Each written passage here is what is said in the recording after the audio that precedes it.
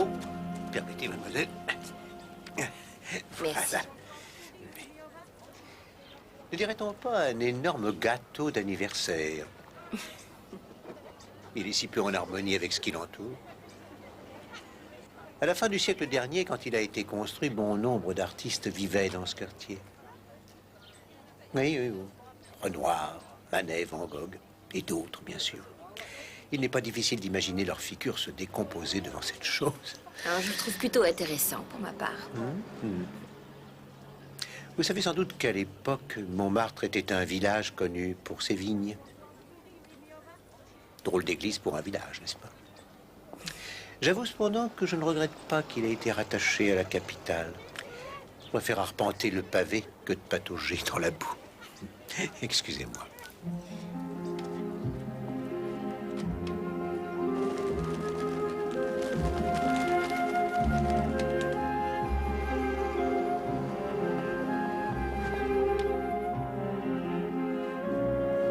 Monsieur Johnson.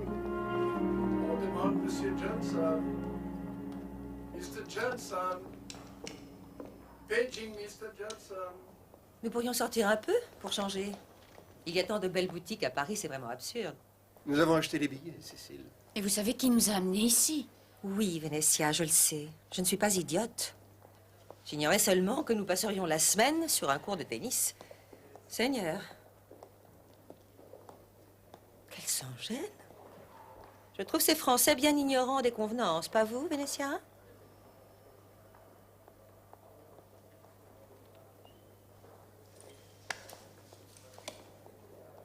Où est Madeleine?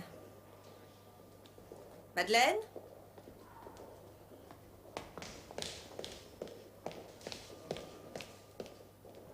Allez me chercher mes cigarettes. Tout de suite, Lady Harbury.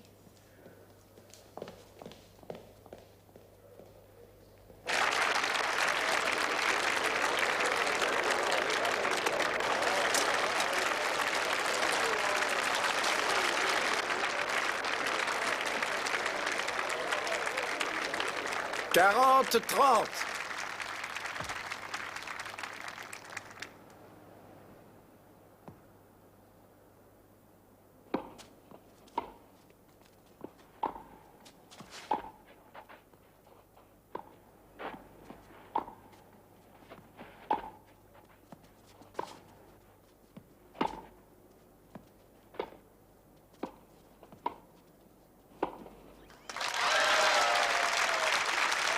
Jeu, Monsieur Perry.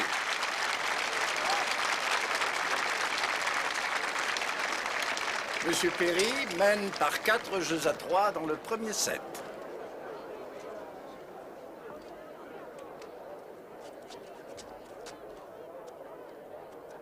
Pardon.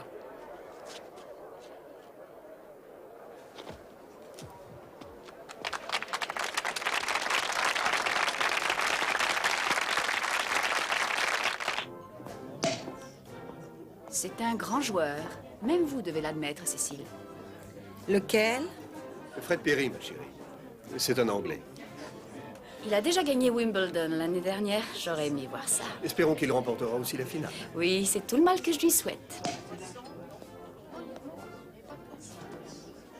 Mademoiselle, Monsieur. je viens vous présenter mes excuses, au cas où mes applaudissements vous auraient assourdi. Non, je vous assure. Le match vous a plu? Ah oui, c'est un tournoi tout à fait remarquable.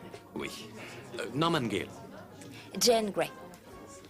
Mais c'est le nom d'une reine, ça, non? D'une reine éphémère, oui. Aucun lien de parenté. Je ne suis qu'hôtesse de l'air. Vous ne repartez tout de même pas avant la finale. Oh non?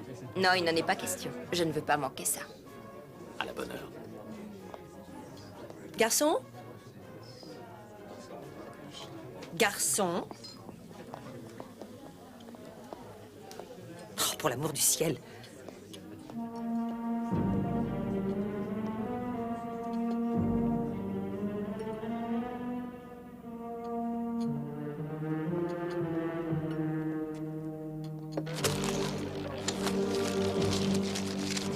Rouge.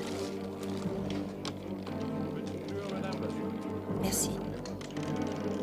Faites vos jeux, mesdames et messieurs. Faites vos jeux. Faites vos jeux, mesdames et messieurs. Faites vos jeux. Rien de la plus. Viens, viens, viens, viens, viens, viens. Viens, je dis 15 noirs. Faites vos jeux, mesdames et messieurs. Faites vos jeux. J'ai passé une soirée délicieuse grâce à vous. J'en suis heureux. Il ne faut pas en vouloir à Cécile de vous avoir fait faux bond. Non, vraiment. Il y a certainement une très bonne raison à cela. Elle est probablement à l'hôtel à l'heure qu'il est. Elle a été particulièrement odieuse toute cette semaine. Je ne sais pas ce que j'aurais fait sans vous, Vénétia. Ma foi, ne suis-je pas l'amie fidèle de la famille? C'est mon seul rôle dans la vie. Bonsoir, madame. Bonsoir, monsieur. Monsieur,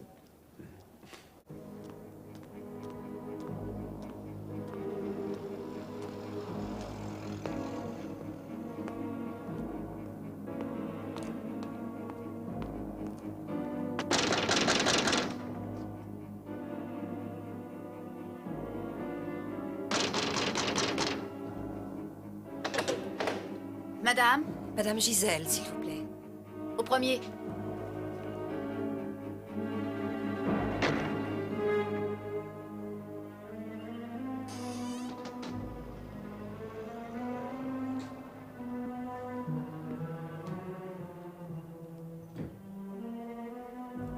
Madame, je crois vous avoir déjà dit que vous n'avez plus rien à attendre de moi.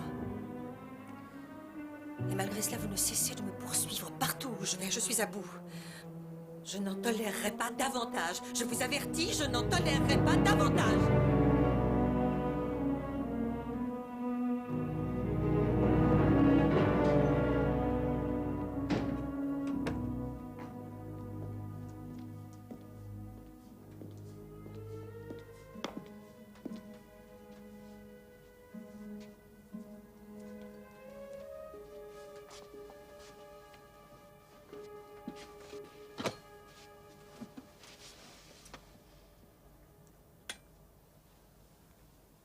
Eh bien, Steven, vous ne dormez pas? il est 3 heures. Déjà? Vous l'avez vu? Qui donc? Oh, je vous en prie. Je parle de cette femme. Bien, il se peut que je lui ai rendu visite, Steven. D'un autre côté, il se peut que non. Je suppose que vous étiez au casino. J'ai peut-être perdu quelques francs à la roulette, ça je vous le concède. J'en ai plus qu'assez de payer vos dettes. Ça ne peut plus durer. Il faut que vous le lui disiez. Ne prenez pas cet air tragique, chérie.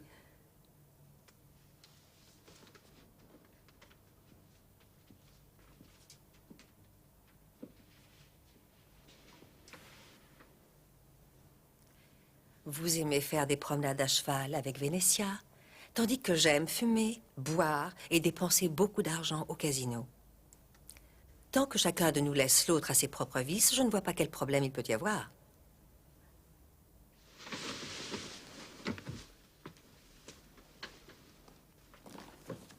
Je quitte Paris pour Londres demain matin. Et manquer la finale? Que va penser Vénétia?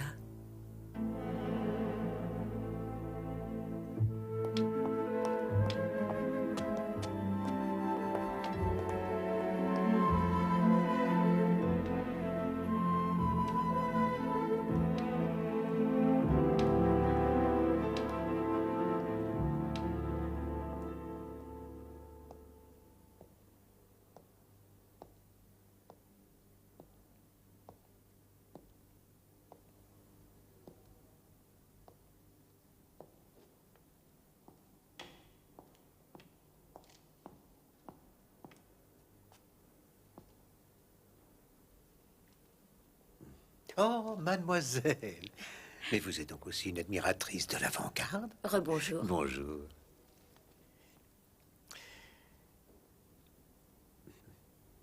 Vous êtes déconcertée par ce que vous voyez.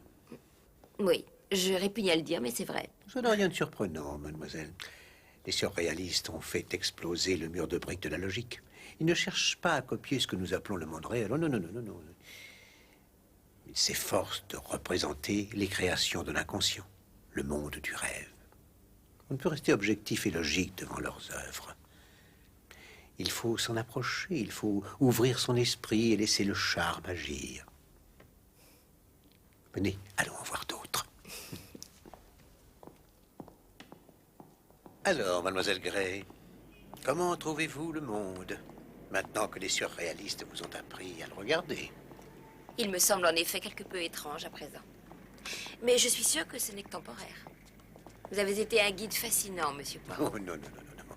Vous me flattez. Non, c'est vrai. Maintenant, il y a une facette de Paris que j'aimerais vous montrer. Un endroit où je suis presque sûre que vous n'êtes jamais allé. Non, je connais bien Paris, mademoiselle. Vous serez peut-être déçue.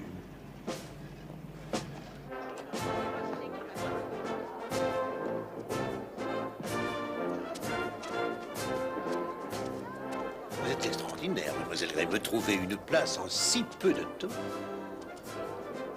Tenez, je crois que c'est là. Ah, oui. Merci. Merci infiniment, mademoiselle. Vous êtes trop bonne. Je vous retrouve tout à l'heure. J'y compte. Au revoir. Au revoir. Excusez-moi, Breton. Pardon, madame. Pardon, madame.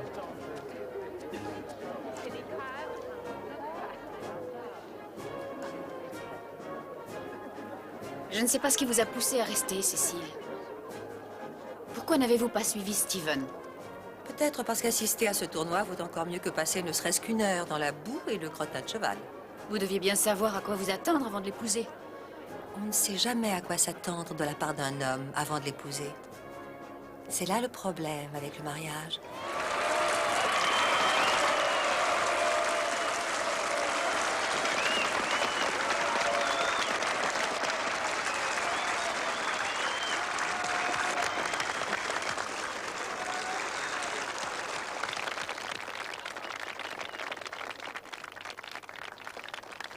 Êtes-vous sûr de n'avoir aucune autre raison? Je ne vous suis pas. Que devient cet acteur de votre connaissance? Toujours féru de tennis?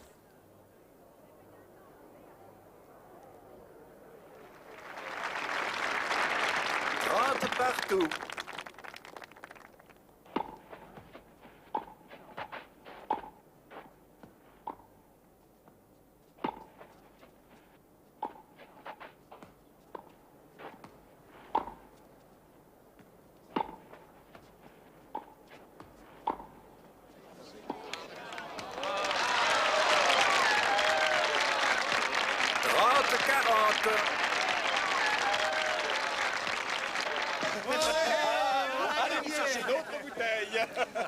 Il est intéressant de constater que les Britanniques prennent le tennis pour leur propre invention, qu'ils considèrent que la victoire leur appartient de droit. Comme vous le savez, c'était un sport français en première sort, le jeu de paume, qui est apparu au XIe siècle. Le match a été remarquable, en tout cas. Perry a littéralement écrasé Von Kram. Tu as vu quand il a lancé la balle? L'un de vous ira-t-il à Wimbledon? En ce qui me concerne, il y a peu de chance. Ça dépendra beaucoup de mon emploi du temps. Moi aussi. Garçon, la même chose. Garçon.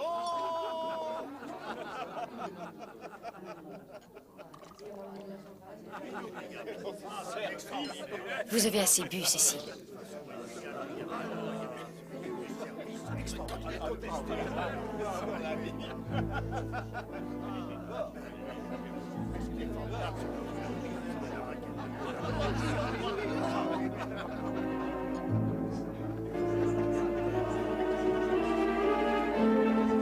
Je n'ai plus rien pour vous, madame. Rien, vous entendez?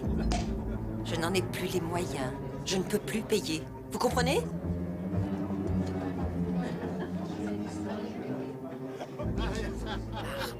Madame. Ah, il vient plus bon quand même.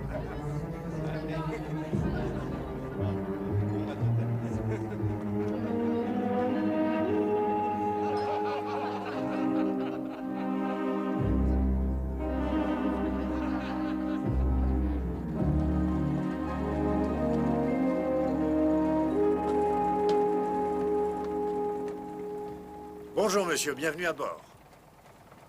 Mademoiselle Gray sera du voyage, prête à nous accorder un traitement de faveur.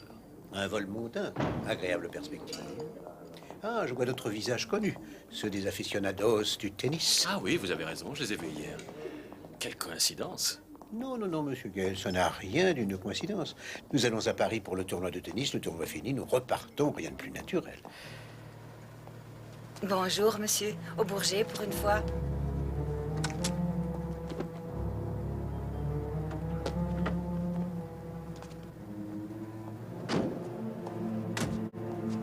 Au revoir, Élise. À bientôt. Au revoir, madame.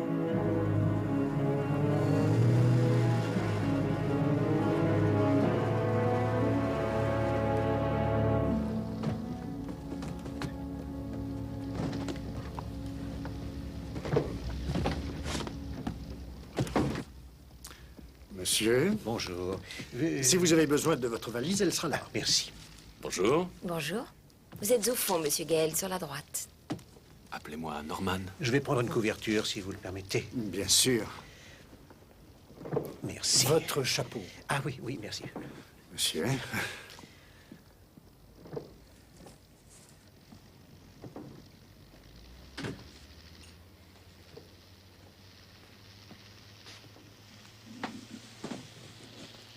Par ici, mesdames.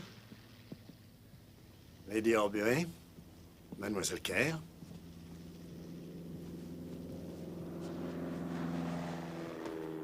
Tout va bien, monsieur Dupont. Oui, merci. Voulez-vous que je vous débarrasse de votre serviette? Non, non. Elle contient des pièces archéologiques des plus rares. Regardez, ce sont des chalumeaux d'Afrique équatoriale. Je dois donner une conférence devant la Société archéologique de Londres. Vraiment? Comme ce doit être intéressant. Excusez-moi.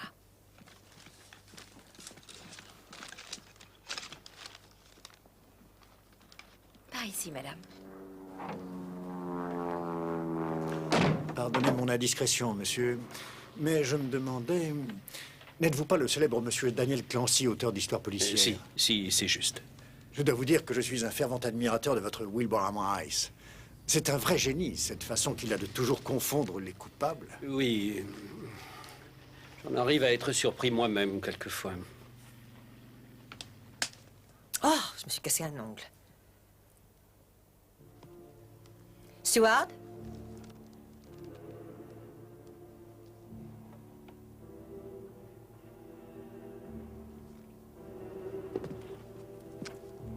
Steward!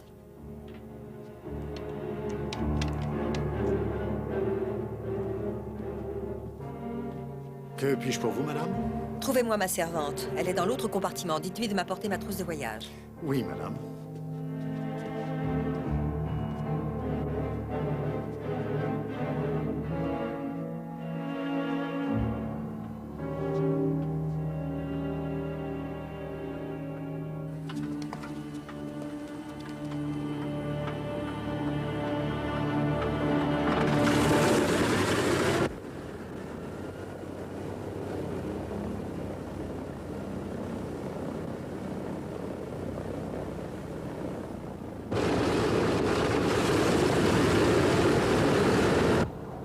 Merci, Madeleine. Ce sera tout.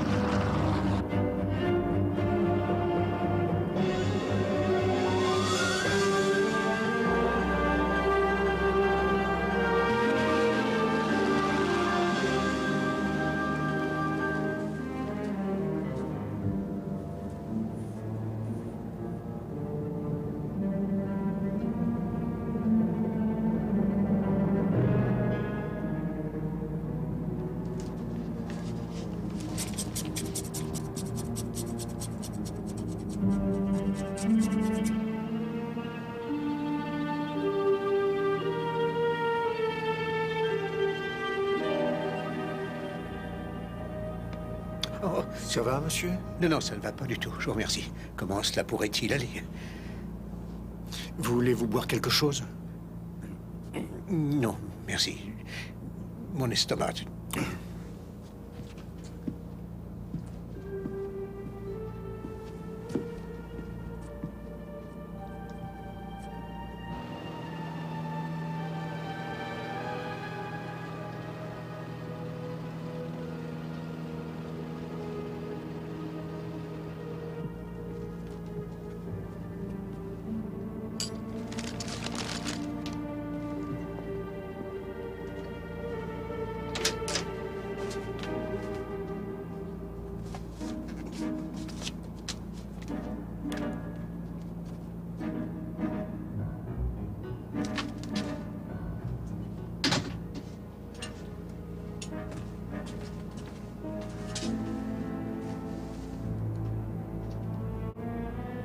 Voulez-vous déjeuner?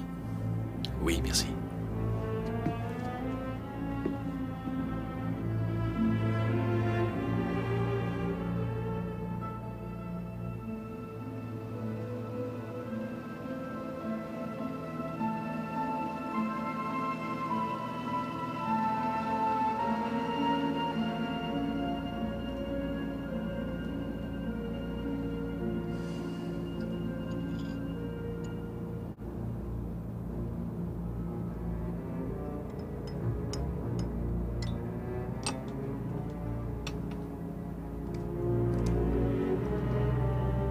S'il vous plaît, Cécile.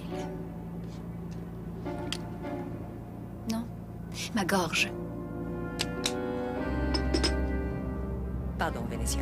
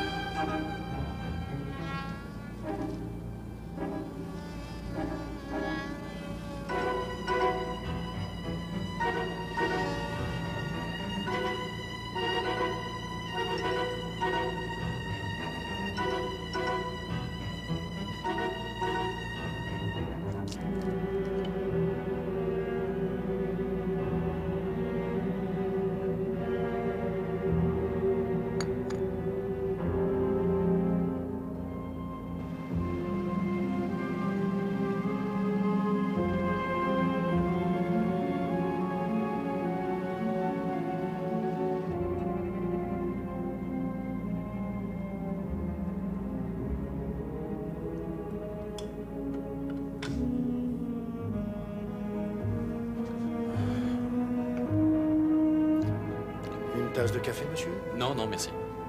Un autre café?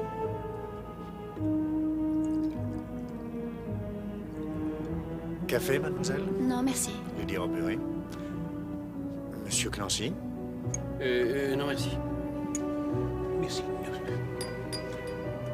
Madame? Un peu de café, madame? Madame?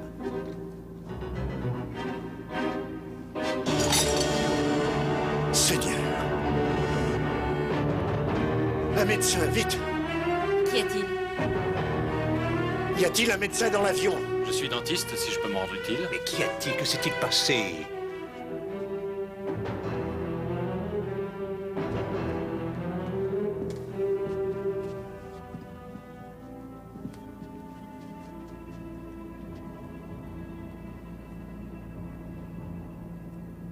On ne peut plus rien faire.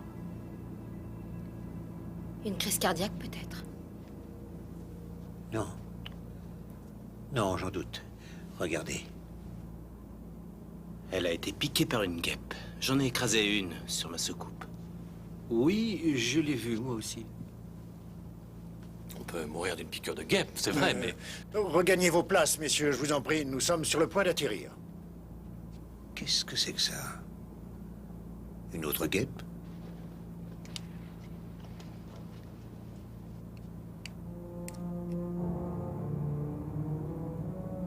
Ça ressemble fort à une guêpe.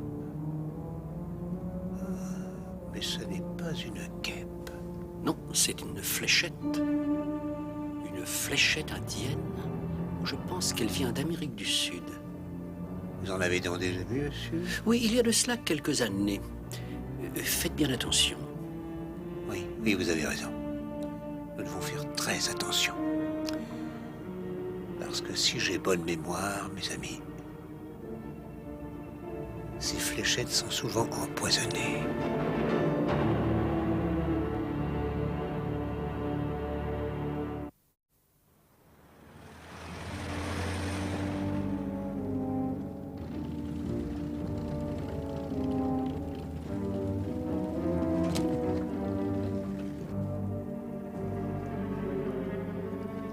Merci. Monsieur. Non, merci.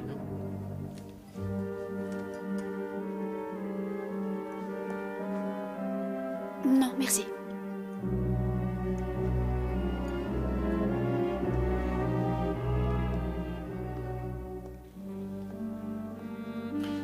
Monsieur, Non, merci. mesdames et messieurs, je suis désolé, mais rassurez-vous, les policiers ne vous retiendront pas longtemps. Ils vous laisseront aller dès que vos bagages à main auront été contrôlés. Excusez-moi, monsieur Poirot. Oui, c'est moi. Vous ne voyez pas d'inconvénient à me suivre? Ah non, du tout. Par ici. J'avais raison de lui trouver une mine suspecte. Je vous l'avais dit. Eh bien, vous ne pouvez même plus prendre l'avion sans que quelqu'un s'y fasse tuer maintenant. Et nous avons pris contact avec la sûreté à Paris. J'ai parlé à un type du nom de Fournier. L'inspecteur Fournier, vous ne... Non, non. Je l'ai prié de se renseigner sur la victime, mais il savait déjà tout sur elle. Elle s'appelait Gisèle, Marie Gisèle, une prêteuse bien connue. Enfin, bien connue de la haute société, je veux dire. Elle était toujours à l'affût de leur dernier scandale, dont elle se servait pour faire pression sur les éternels mauvais payeurs. Et vous devez avoir des choses à m'apprendre, hein? Je crois savoir que vous n'étiez qu'à quelques mètres du lieu du crime. Malheureusement, cher ami, il se trouve qu'au moment du meurtre, je dormais. Vous dormiez? Vraiment? Vous devez avoir une idée quant à l'identité du meurtrier, cependant. Ah, voyons, comment puis-je avoir une idée sur ce meurtre alors que je ne sais toujours pas ce qui s'est produit. Plutôt étrange, cette affaire. Tué par une fléchette pendant une traversée de la Manche. Plutôt étrange, oui. Jean Dupont. Un grand livre. Scientifique. Un fume-cigarette. En ivoire, on dirait. Un petit calepin. Couvert de notes griffonnées. Tube colorié à usage décoratif. Des flûtes africaines, comme vous le découvrirez bientôt. Je n'ai pas fait que dormir pendant le voyage, monsieur l'inspecteur. J'ai entendu monsieur Dupont en parler à mademoiselle Gray, l'hôtesse de l'air. Monsieur Dupont est archéologue, je crois. C'est peut-être ce que nous cherchons. Mais que cherchez-vous exactement? Eh bien, je me pose la question suivante, Poirot. Comment l'assassin a-t-il lancé son projectile?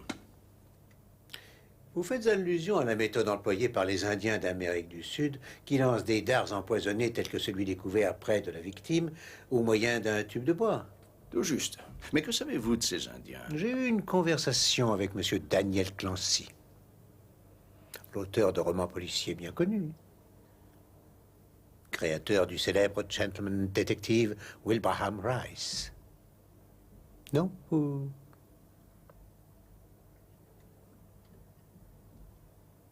Ah, bon. Eh bien, monsieur Clancy était l'un des passagers de l'aéroplane, mais il a étudié la question pour l'un de ses romans policiers. Il a fait ça? Oui, c'est ce qu'il m'a dit, du moins. Et si vous le permettez, mon cher, j'aimerais avoir une copie de la liste des effets personnels de chacun des passagers, une fois que vous l'aurez faite, naturellement. En quoi vous intéresserait-elle? Que cherchez-vous? Je n'en sais rien encore. Je ne sais qu'une chose. Je suis sur la piste de l'objet qui répondra à la question essentielle de cette affaire. Mais ne s'agit-il pas du but que nous poursuivons chaque jour à notre façon? Excusez-moi.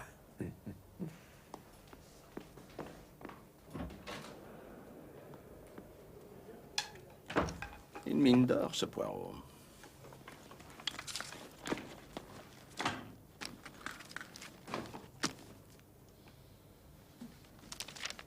Norman Kell, un numéro de Strand Magazine. Une boîte d'allumettes England's Glory, vide.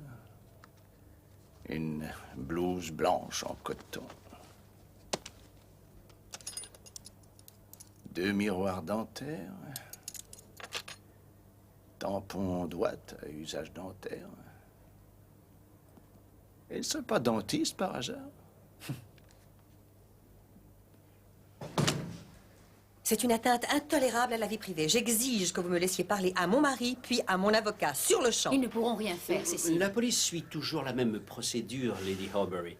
L'arme du crime est peut-être restée dans l'appareil ou dans les bagages à main de l'un d'entre nous. Conduisez-moi à un téléphone. Suivez-moi, madame. Vous restez là. Oui, madame. Je suis navré, monsieur, mais mes ordres sont formels. Il faut que nous montions à bord. C'est impossible, je regrette.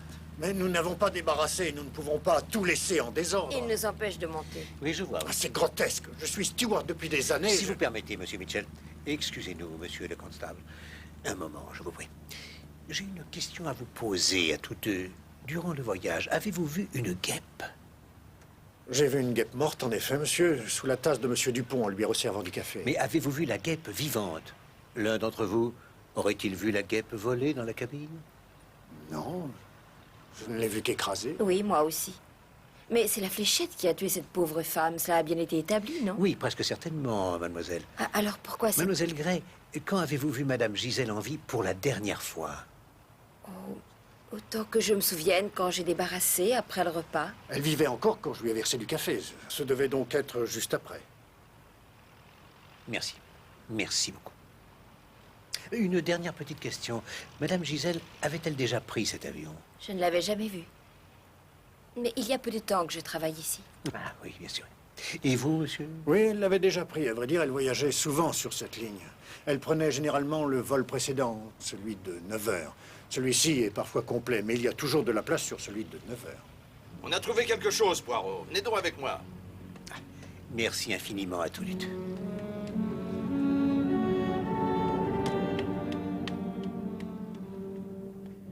Une sarbacane, Poirot. C'est ce que je vois, cher ami. C'est la réponse à ma question. Reste à savoir comment elle est arrivée là. Vous avez remarqué ces dessins? Je ne pense pas me tromper en disant que cet objet vient d'Amérique du Sud. Tout comme la fléchette.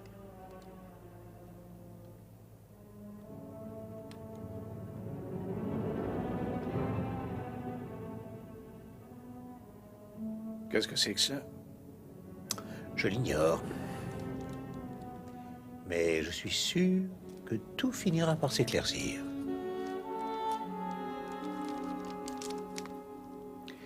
Cette sarbacane est un bel objet, ne trouvez-vous pas? À vrai dire, la beauté de cet objet ainsi que sa provenance sont les cadets de mes soucis. Je me demande en revanche qui occupait ce siège. C'est moi qui l'occupais. Hein? Eh bien, ça change toutes les données du problème. Ah, mais non. Ça ne change rien. Faites relever les empreintes digitales, j'insiste. Je comprends très bien qu'il est de votre devoir de policier de Scotland Yard de me considérer aussi, moi, comme coupable jusqu'à preuve de mon innocence.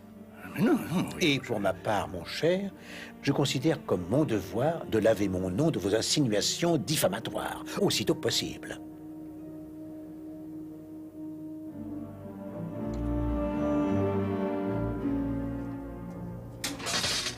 Steven?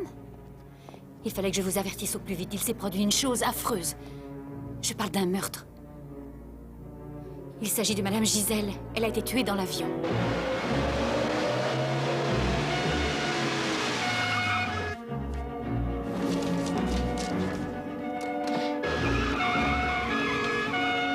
Venez avec moi. Oui, inspecteur.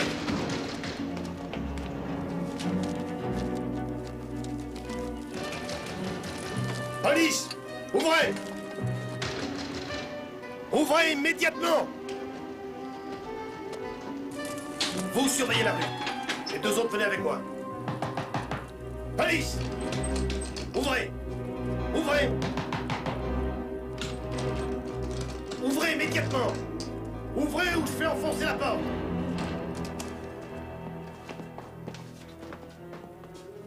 Inspecteur Fournier de la Sûreté. Enchanté, inspecteur.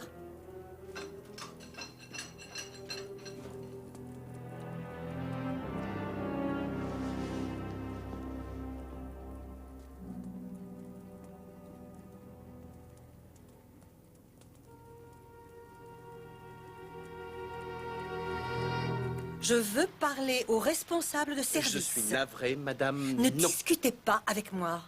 Savez-vous qui je suis? Qui que vous soyez, Qu'est-ce que c'est madame, il encore? est impossible de vous laisser monter dans Je l'appareil. crois que vous Très allez bien, dans ce cas, je me découvrir passerai de qu'il votre s'agit de permission. Lady Horbury. Je regrette, mes ordres sont formels. Je dois vous demander de vous éloigner. Laissez-moi Attention, ne passer. m'obligez Si pas vous à levez un utiliser des doigt sur moyens moi, dont sachez je- qu'il vous Responsable, quel est le problème? Cette dame... Êtes-vous l'officier responsable? Inspecteur-chef Chapt, et c'est exact. Je voudrais vous voir seul à seul. J'ai une plainte à présenter. Veuillez retourner à la salle d'attente, madame. Je vous verrai dans un petit instant. Si vous permettez, cher ami, je crois qu'il serait préférable d'interroger madame sur le champ. Elle était assise juste devant moi. Juste devant vous? Oui. Bon. Ben, vous pouvez disposer, merci. Avez-vous vu ceci auparavant, Lady Horbury? Certainement pas. Pourquoi? Lady Horbury, à un quelconque moment du voyage, avez-vous vu l'un des passagers se diriger vers la queue de l'appareil? Qui êtes-vous donc, monsieur? Contentez-vous de répondre. Non. J'étais assise face à l'avant et je n'ai pas quitté mon siège. Mais je pense à la dernière demi-heure en particulier. Vous n'avez rien remarqué du tout? Non. À part le steward et l'hôtesse de l'air qui débarrassaient les tables avant de servir le café, ils allaient et venaient de temps en temps.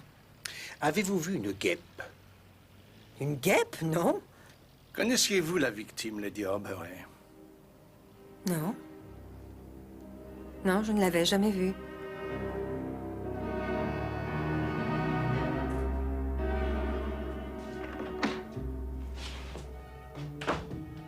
Moi qui croyais être sur la bonne voie. Eh bien, cher ami, des ennuis? Fournier vient de me téléphoner. Ils sont enfin allés perquisitionner chez la victime, mais avec tellement de retard que la bonne a eu le temps de détruire tous les papiers. C'est peut-être parce que vous avez attendu midi pour prévenir Fournier. Demande pardon? Très important en France, l'heure du repas. Pour manger et ensuite aller dormir. Pas pour arrêter des criminels ou chercher des preuves écrites. Pourquoi vouliez-vous donc ces papiers? Parce que je crois que Lady Horbury connaissait Gisèle. Je l'ai vu dans son regard. Mais je n'ai aucune preuve. Je leur avais bien dit que fouiller nos bagages n'avancerait à rien. Le fait qu'ils nous laissent partir ne signifie pas qu'ils ne soupçonnent personne. C'est exact. Ils n'ont pas de raison suffisante pour nous retenir, c'est tout. Excusez-moi, mademoiselle, le monsieur là-bas, celui qui a des moustaches, pouvez-vous me dire qui c'est? Oui, c'est Hercule Poirot, le célèbre détective.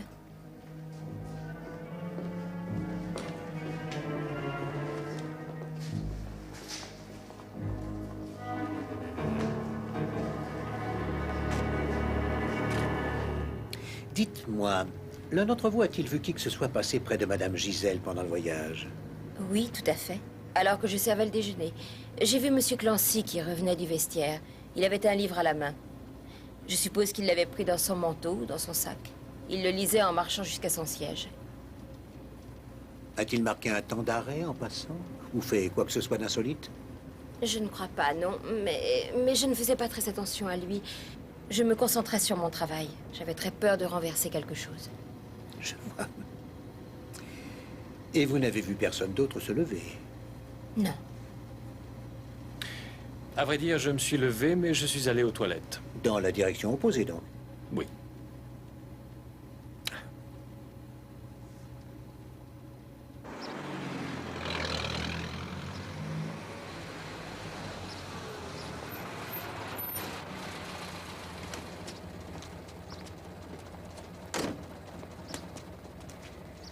Au revoir, Monsieur Gale. Monsieur Poirot.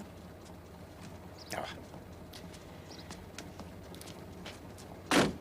Une demeure splendide. Oui. J'aimerais pouvoir dire qu'elle m'appartient, mais elle est à mon oncle. Nous y avons notre cabinet que nous partageons. Eh bien, au revoir. Ah, au revoir. Je me demandais, seriez-vous libre pour dîner, disons demain soir? Grand Dieu, vous êtes comme c'est gentil. Oui. Oui, très bien, je vous téléphonerai demain.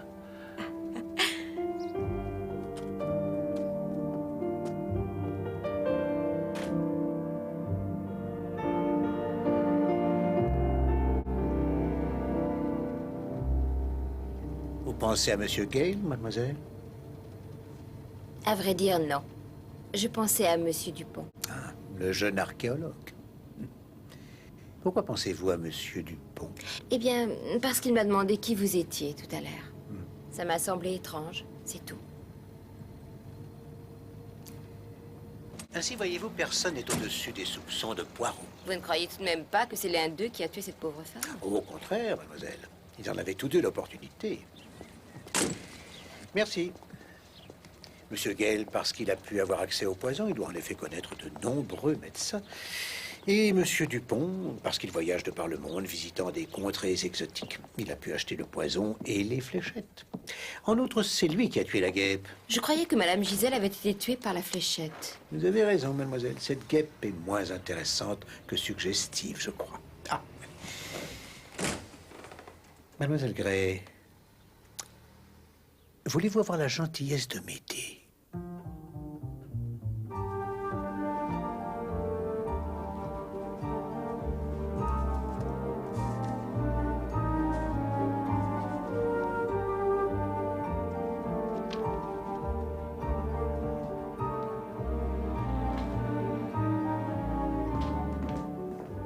Bonjour. Bonjour.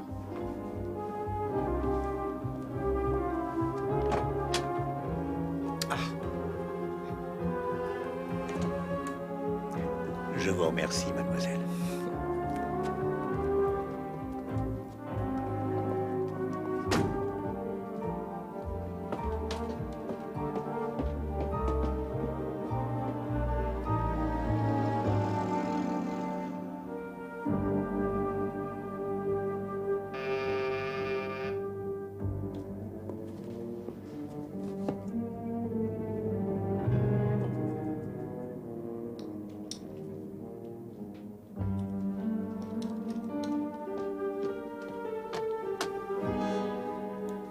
Bonsoir, monsieur.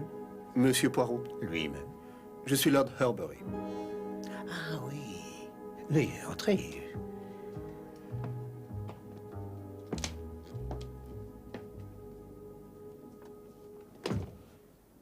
Merci.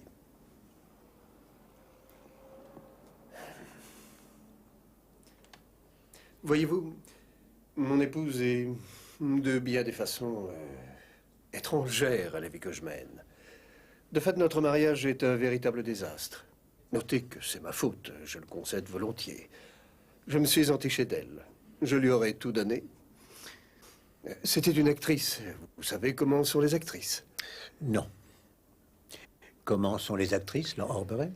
Eh bien, elles ne vivent que pour plaire, selon mon expérience. Elle a joué les comtesses en sabot à la perfection, jusqu'à ce qu'elle se fatigue du personnage. Pourquoi êtes-vous venu me voir, Lord Horbury? J'ai reçu la visite de policiers aujourd'hui. Je ne sais pas comment ils s'y sont pris, mais ils ont découvert qu'elle connaissait la victime du meurtre. Est-ce que vous pensez que votre femme avait de ce fait quelques raisons de vouloir la tuer? Non. Je vous l'ai dit. Nous ne nous aimons plus. C'est à peine si nous nous parlons encore. Mais je sais ce dont elle est capable ou non. Je sais qu'elle est incapable de tuer. Incapable.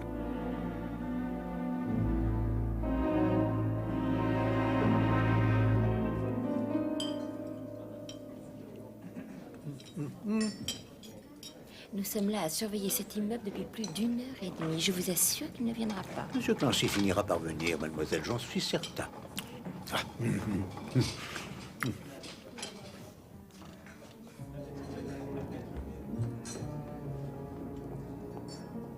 Le voilà.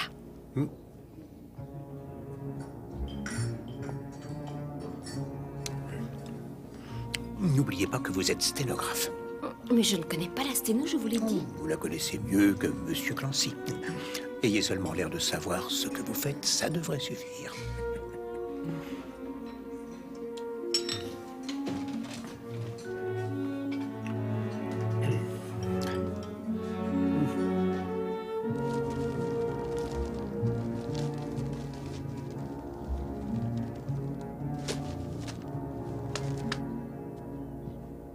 Monsieur Clancy, j'avoue être bien ennuyé. J'essaie de découvrir l'identité du meurtrier de Madame Gisèle, mais il y a tant de suspects. Les petites cellules grises fonctionnent très bien d'habitude, mais dans cette affaire... C'est pourquoi je m'adresse à vous, monsieur. Pourquoi moi? Pour la simple raison que je suis un admirateur de votre détective, monsieur Wilbraham Rice, et de sa puissance de déduction. De ce fait, monsieur Clancy, j'ai lu chaque page que vous avez écrite.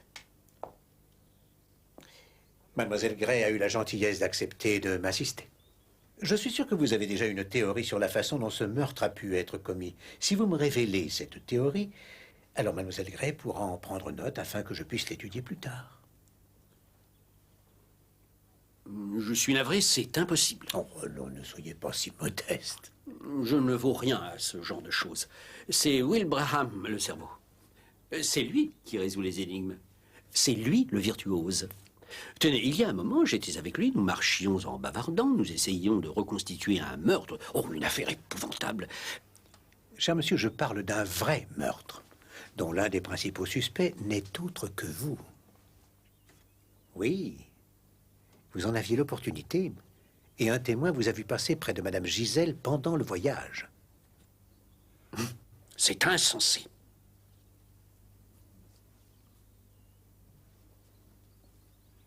Mais je vous ai vu, monsieur Clancy. Vous aviez un livre à la main. Oh oui, bien sûr. Mon Bradshaw, l'horaire des chemins de fer. Oui, Wilbraham m'a demandé d'aller le chercher afin de vérifier l'alibi du malfrat. Il avait raison cette fois encore. Nous l'avons démasqué. Je n'avais rien remarqué personnellement. Peut-être votre ami pourra-t-il résoudre un autre mystère. Vous disiez avoir fait des recherches sur les Indiens d'Amérique du Sud et leurs fléchettes empoisonnées afin d'étayer l'un de vos romans. Cependant, monsieur Clancy, il n'est fait mention de ce sujet dans aucun de vos livres. En revanche, je viens chez vous et qu'est-ce que je découvre?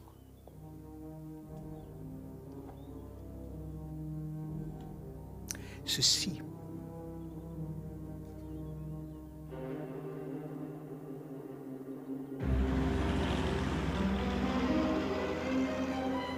En vertu des pouvoirs qui me sont conférés en tant que maire, je vous déclare mari et femme.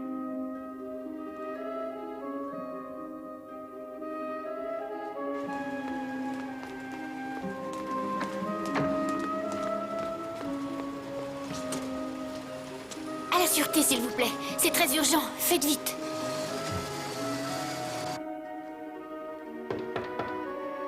Entrez. Bonjour. Bonjour. Vous êtes l'inspecteur Fournier? Oui. Pourquoi? C'est bien vous qui êtes chargé de l'affaire Gisèle. C'est exact. Je suis Anne Gisèle, la fille de Madame Gisèle. Je viens réclamer mon héritage.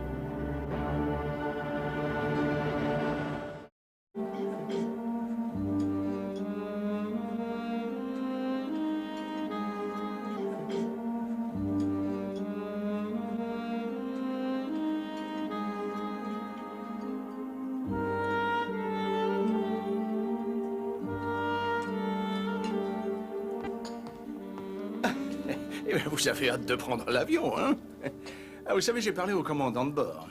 Le vent souffle très fort en altitude. J'ai déjà vérifié, je vous remercie. Le temps sera merveilleusement calme toute la journée. Sinon, j'annule mon vol et vous voyagez seul.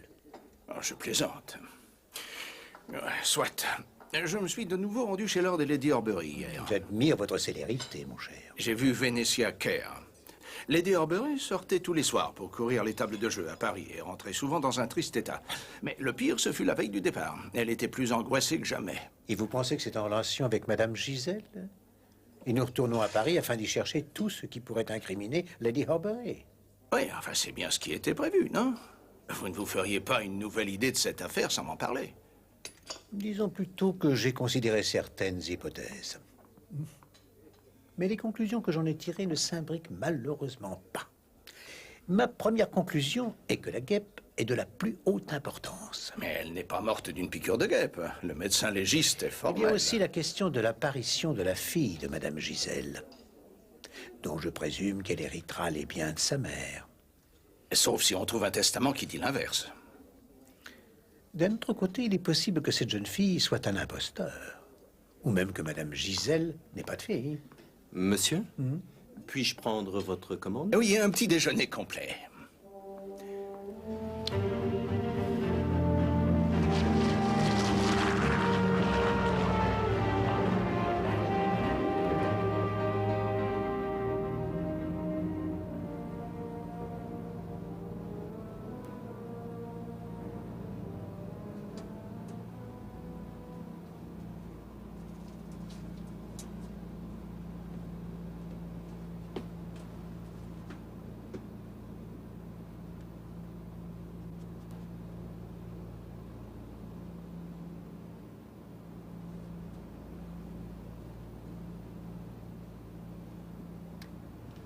Excusez-moi, madame.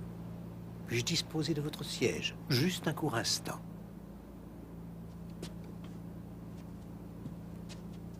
Merci.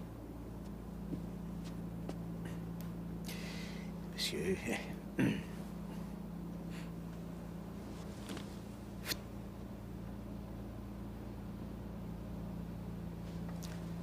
Merci.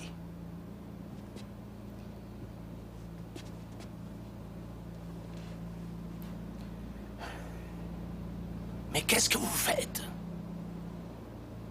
Pardon? D'où tenez-vous ça? Ceci, de Monsieur Daniel Clancy, je l'ai trouvé chez lui. C'est un indice, Poirot. Alors, cher ami, permettez-moi de vous en faire cadeau. Je n'en ai plus l'utilité pour ma part.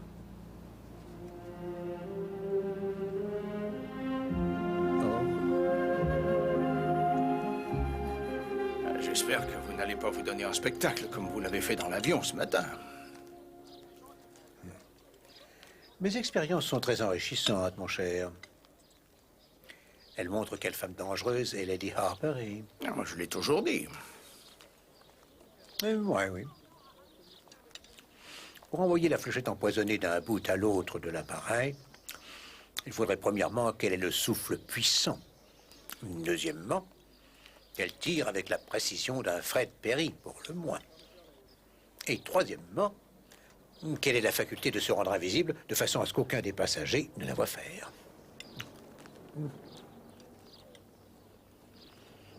Toutes mes excuses, mon ami. Poirot est allé trop loin. Vous me surprenez, Poirot. Il me semble clair que c'est avant tout le facteur psychologique qu'il faut considérer pour aborder cette affaire. Et l'assassin de Madame Gisèle, qu'il s'agisse de Lady Horbury ou de Daniel Clancy, a évidemment attendu l'instant où il savait que personne ne le regardait. Il a lancé sa fléchette de l'endroit qui lui convenait.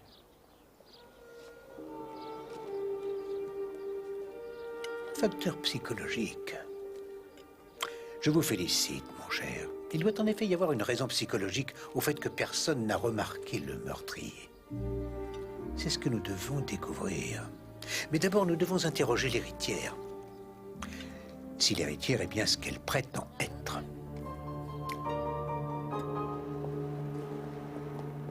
Comment ça, Party? Oui, elle devait revenir aujourd'hui afin de remplir les dernières formalités administratives. Elle avait l'air très pressée, mais elle n'est toujours pas revenue. Allons la chercher, dans ce cas. Qu'en pensez-vous, Poirot? Le problème, c'est que j'ignore où la trouver. Vous n'avez donc pas noté son adresse? Non. Après tout, elle venait faire valoir son droit à l'héritage, qui représente sans doute une assez grosse somme d'argent. Et pourquoi ne serait-elle pas revenue? Monsieur l'inspecteur Japp, il faut que vous continuiez à travailler avec l'inspecteur Fournier, mais c'est très important. Mais voyons, mon cher, ne vous faites pas prier. Nous avons un grand besoin de l'aide de la sûreté. Vous voyez ce qu'elle nous a rapporté, leur aide. Pardon, accordez-moi une petite seconde. Vous vous souvenez que dans la sarbacane se trouvait un petit morceau de papier. Je l'ai bien étudié. Observez-le à votre tour. Vous pouvez y lire la lettre F. Je pense qu'il s'agit de l'abréviation du mot « franc ». Le morceau de papier provient certainement de l'étiquette d'un prix que l'on a enlevé. L'assassin a donc dû trouver la sarbacane dans le commerce, à Paris, très probablement.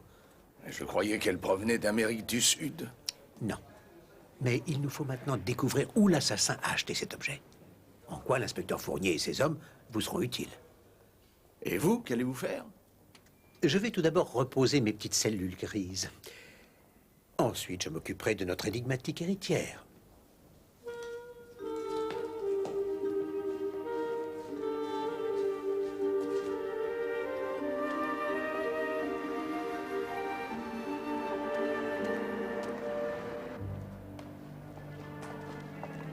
On demande Madame de la Roche. Beijing, Madame de la Roche. On demande Madame de la Roche.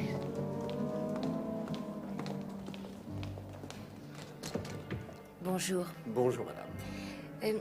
Un monsieur a réservé une chambre pour moi. Il s'appelle Poirot. Oh oui, bien sûr. Monsieur Hercule Poirot. Vous êtes mademoiselle Gray. Jane Grey, c'est exact. Comment allez-vous, mademoiselle? Bonjour, monsieur Dupont. Quelle surprise. Où m'emmenez-vous? Je veux vous montrer quelques-unes des merveilles que les archéologues ont exhumées de par le passé. Attendez une minute, c'est ridicule. D'abord, comment avez-vous fait pour me retrouver, monsieur Dupont? Ça a été facile. J'ai appelé la compagnie aérienne en disant que j'étais votre frère et que je devais vous joindre de toute urgence. Pourquoi? Parce que j'ai besoin de vous.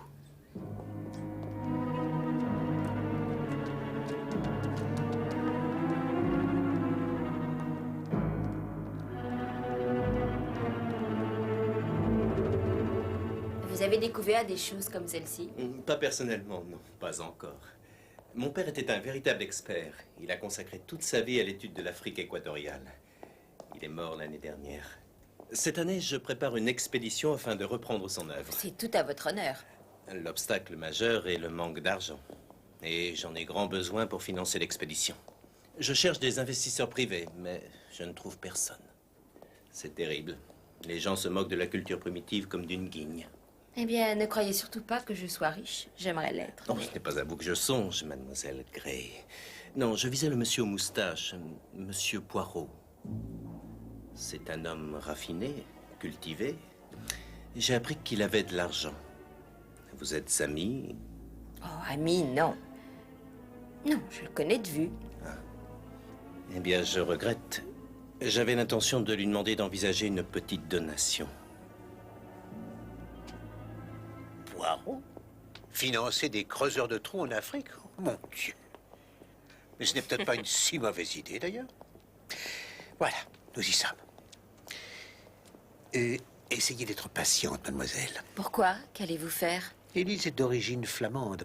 Elle ne parle pas, hélas, très bien notre langue, à ce qu'il paraît. Mais les Belges se comprennent.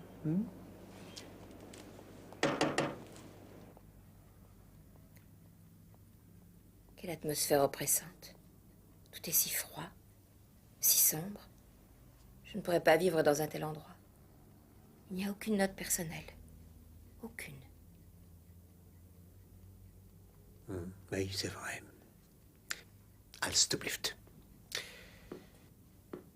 Il n'y a aucun souvenir, aucune photographie, aucun objet cher. Is Frau noch Familie, aber Elise? Nee, meiner. A roder seid nicht mehr. Mais qu'est-ce qu'elle dit? Je ne comprends rien. Sa maîtresse n'avait aucune famille. Ses père et mère sont morts. Hat sie Kinder? Nee, nee, negen. Elle n'avait pas d'enfant. Non. C'est très curieux. Car voyez-vous, une femme qui se dit être Anne Gisèle vient de refaire surface. Anne? Anne Gisèle a refait surface? Qui est cette Anne Gisèle? Est-ce que Anne est la fille de Madame Gisèle? Oui. C'était sa fille, illégitime. J'ai dû prendre soin d'elle pour Madame, jusqu'à ce qu'elle s'en sépare. Il y a 23 ans, je ne l'ai jamais revue depuis.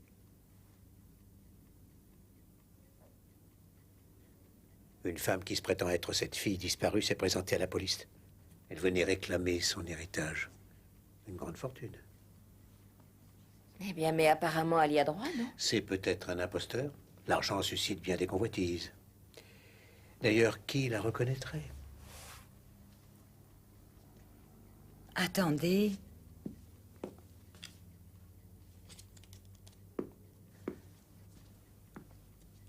Voilà. Ah, oui, merci.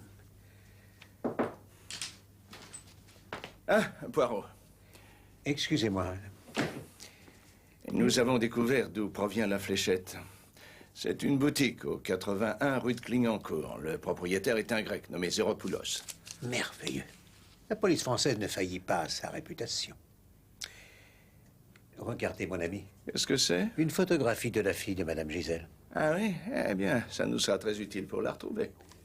J'ai des photos, moi aussi. Excusez-moi. Avez-vous jamais reçu l'une de ces personnes? Erkennst du een van deze, Elise? Nee. Nog een vrouw, alstublieft. Heeft u de zitplaats van mevrouw gereserveerd? Que lui dites-vous? Ja. Waarom de vlucht van 9 uur niet genomen? Er was vol geen passend meer. Je lui ai demandé pourquoi Madame Gisèle n'avait pas pris le vol de 9 heures comme elle en avait l'habitude. Et alors? Parce que le vol de 9 heures était complet, évidemment. Il n'y avait plus de place. Je ne vois rien à redire à tout ça. Qu'est-ce qui se passe ici, hein? Ah, excusez-moi, madame. Qui êtes-vous? Et qu'est-ce que c'est que ce tapage, hein? Jap, Scotland Yard. Quoi? Qu'est-ce que vous dites, hein? Police.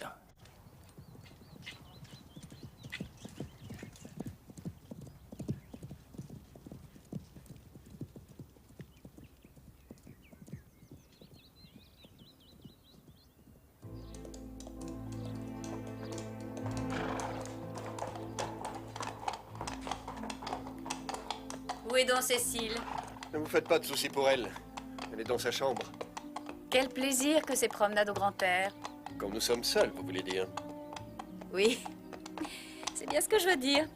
Qui sait, peut-être qu'un jour, eh bien, la situation sera plus simple. Quand Cécile se sera décidée à parler. De quoi devrait-elle se décider à parler, selon vous, Vénétia? Je veux dire, si elle avouait une fois pour toutes. N'est-ce pas ce que nous espérons en réalité, Steven?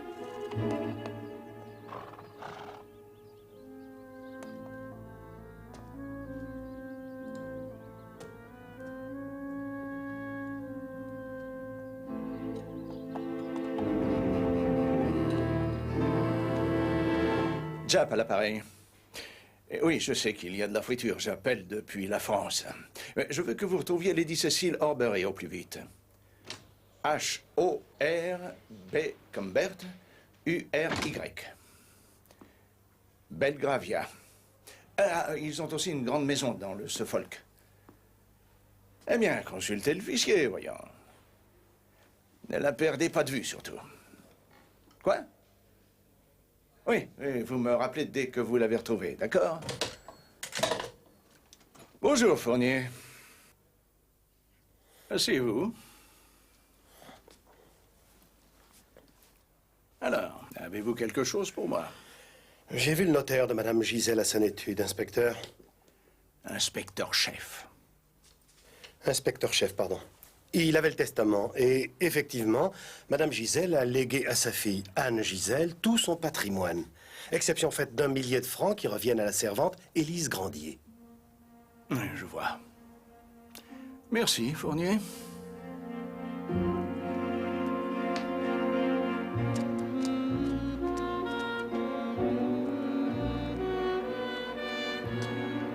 C'est exact. Le vol de 9 heures était complet, j'ai donc inscrit Madame Gisèle sur le vol de midi. Ah, c'est étrange. Je ne vois rien d'étrange là-dedans, monsieur. Les vols sont souvent complets longtemps à l'avance. Mais pas celui-ci, monsieur. Comment cela? Je suis hôtesse de l'air. Et j'ai une amie qui fait le vol de 9 heures. C'est elle qui m'a dit que l'avion était vide.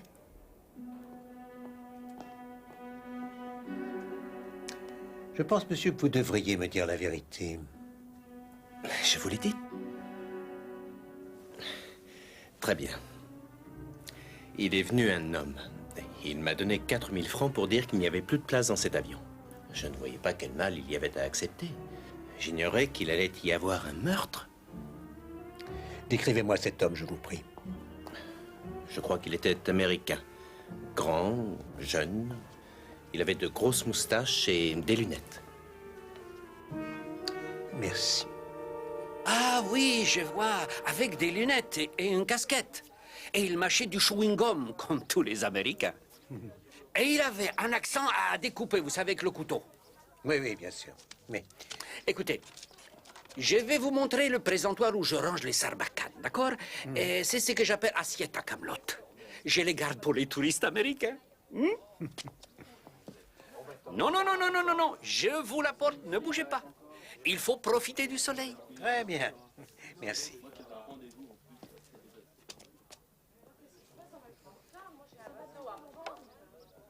Mais il n'y avait pas d'Américain à bord. Qui est cet homme, selon vous? Mademoiselle, votre aide m'a été très précieuse. Encore merci. Je n'ai rien fait pour Ah si, vous êtes déjà un véritable détective. Vous avez été remarquable avec l'employé de la compagnie aérienne, une vraie professionnelle. Ah, voyons ce que nous avons là. Puis-je... Je vous prie. C'est joli, non? Mais qu'est-ce que c'est que ça? Ah, regardez ces bandes de soie. Quel travail superbe. Vous n'avez aucune remarque à faire, mademoiselle? La soie est rouge. Or, la fléchette qui a tué Madame Gisèle était parée de soie noire et jaune. L'auteur du meurtre a remplacé la soie rouge par du noir et jaune. Vous semblez pressé d'arriver, mademoiselle. Non, pourquoi? Ah oui, bien, Norman, Monsieur Gale a dit qu'il me téléphonerait. Il va peut-être venir nous rejoindre. Ah oui, je vois. Mademoiselle Gray, j'ai pensé à ce que vous m'avez dit tout à l'heure. Répondez donc à ce monsieur Dupont que Poirot sera heureux de lui offrir pour son expédition la somme de 500 livres sterling. 500 livres sterling? Mais oui. Mais c'est extrêmement généreux. Ah, mais oui, bien sûr. À la préfecture de police, s'il vous plaît.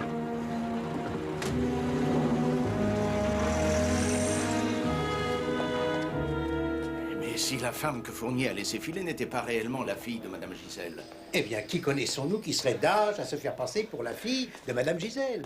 Réponse, nous connaissons 3 femmes. Mademoiselle Vénétia Kerr, Mademoiselle Jane Grey et Lady Horbury. Toutes les 3 se trouvaient dans l'avion. Moi, je soupçonne toujours Lady Horbury. Pour quelle raison, voyons? Eh bien, tout d'abord parce que la concierge de Madame Gisèle a finalement admis qu'elle la reconnaissait. Elle vous l'a dit? Oui, elle l'a vue entrer plusieurs fois. La dernière fois, elle est ressortie en claquant la porte, folle de rage. Vous avez réussi à tirer tous ces renseignements de cette mégère? C'est surprenant, c'est même miraculeux. Ma foi, c'est un métier, comme on dit. La diplomatie, le tact, ça s'acquiert. Merci. Nous avons progressé, Fournier. Monsieur l'inspecteur-chef pense que Lady Horbury a commis le meurtre. Cependant, j'ai découvert de mon côté que la personne qui a acheté la sarbacane était un homme. Mais non, c'est Ah, mais si, impossible. un Américain. Ou du moins, c'est ce qu'il paraît. Il consomme de la gomme à mâcher, porte des lunettes américaines, et il parle avec un accent américain très prononcé. Il est facile de passer pour un Américain à Paris, n'est-ce pas? Ah oui, certainement. De fait, je crois qu'il s'agit d'un faux Américain. Vous pensez qu'il était déguisé? Alors, ce n'était pas Lady Horbury? À moins qu'elle n'ait eu un complice.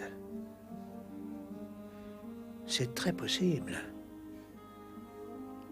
Mais au fait, n'y a-t-il pas eu de commentaires la concernant dans la presse? Des potins au sujet d'un acteur qu'elle fréquenterait? Nous avons visiblement des lectures différentes. Mais pourquoi pas? Jab, j'écoute. Quoi? Comment ça? Vous savez où elle est? Merveilleux. 2 de mes hommes devaient suivre Lady Horbury, mais ils sont arrivés trop tard. Ils l'ont manquée. Personne ne sait où elle est allée. Elle a disparu. Mon Dieu. Alors, monsieur l'inspecteur-chef, vous avez perdu un suspect, vous aussi?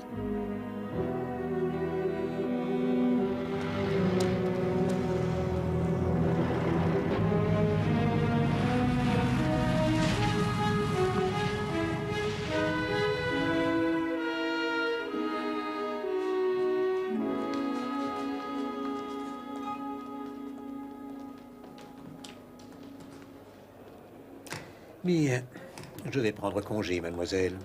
Mais vous devez saluer Norman. En certaines circonstances, une personne peut être plus gênante qu'une foule. Excusez-moi.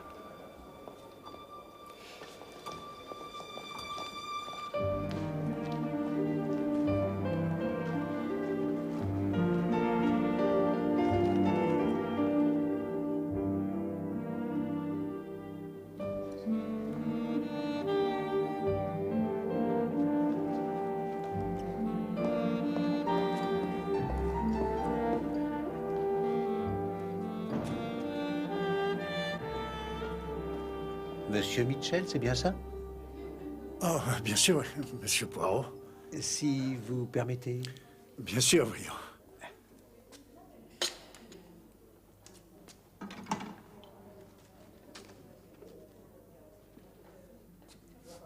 Pas d'autres meurtres en vue, monsieur Mitchell?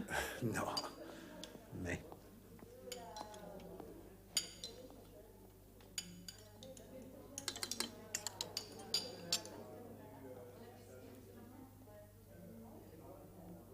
Délicieux. Je suis très heureux de vous trouver ici, monsieur Mitchell. J'aimerais vous poser une question. En débarrassant la table de madame Gisèle quand on vous l'a autorisée, avez-vous remarqué quoi que ce soit? Non, non, rien du tout. Mais quoi, par exemple? Je l'ignore, un détail quelconque. Essayez de vous rappeler, c'est très très important.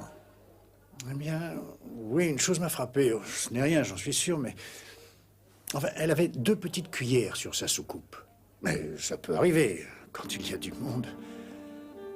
Et puis, il vaut toujours mieux en mettre trop que pas assez. Mais ce n'est sans doute pas ce que vous cherchiez. Au contraire, monsieur Mitchell. Je vous remercie. C'est une information extrêmement précieuse.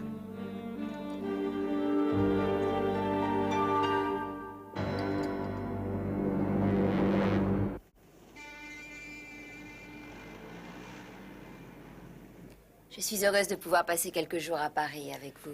Oui, moi aussi. Et je serais fasciné de voir la maison de cette pauvre femme. Dites-moi, pourquoi pensez-vous que Poirot ait accepté de donner de l'argent à M. Dupont? Je l'ignore. Mais vous trouvez ça étrange? Vous croyez qu'il a une idée sur le meurtre? Laquelle? Que Jean Dupont a tué Gisèle? Vous y croyez, Jane? Je n'en sais rien. Il est un peu bizarre, mais il a l'air si gentil. Ah oui? Non, pas à ce point. Ah, c'est ici, tenez. Venez, Norman, allons-nous-en.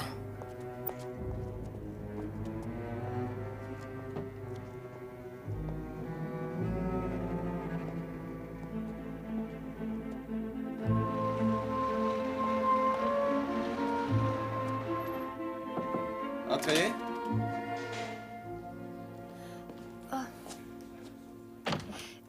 Je cherche l'inspecteur Fournier. Nous pouvons peut-être vous aider, mademoiselle? Madame, Madame, pardon. voilà, je venais lui faire mes excuses. Je suis déjà passée voir l'inspecteur Fournier, il y a de ça quelques jours, au sujet d'une chose importante. Vous êtes la fille de Marie Gisèle? Oui. Asseyez-vous, madame.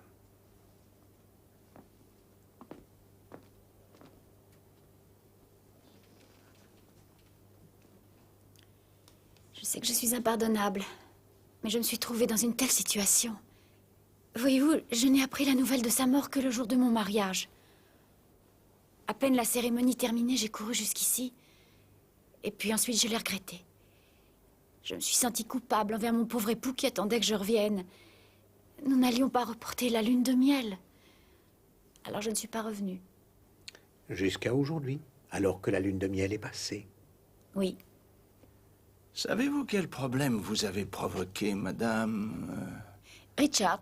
Il va nous falloir certaines preuves. Pour commencer, qui nous dit que vous êtes Anne Gisèle? J'y ai pensé.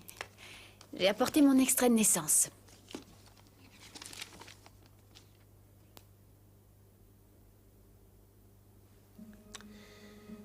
Je vous ai déjà vu quelque part, il me semble. Quelque chose en vous me donne l'impression de vous connaître. J'en doute. J'ai été élevée à Toronto, où ma mère s'est débarrassée de moi. Vous connaissez le Canada? Hélas, non. Avez-vous gardé le contact avec votre mère, Madame Richards? Non. Elle n'a jamais rien voulu savoir de moi. Elle n'écrivait jamais. Elle se moquait apparemment de ce qui adviendrait de moi. Et tout naturellement, vous la haissiez pour cette raison. Ça m'était indifférent. C'est tout. Je ne la connaissais pas. Je souhaite seulement qu'elle m'ait légué une fortune.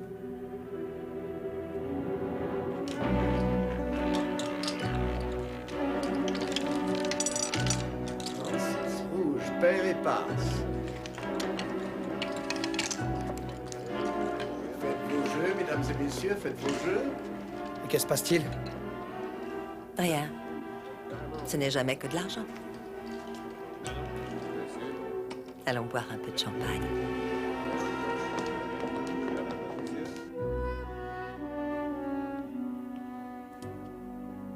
Ah, c'est le journal dont vous parliez l'autre jour, si je ne m'abuse.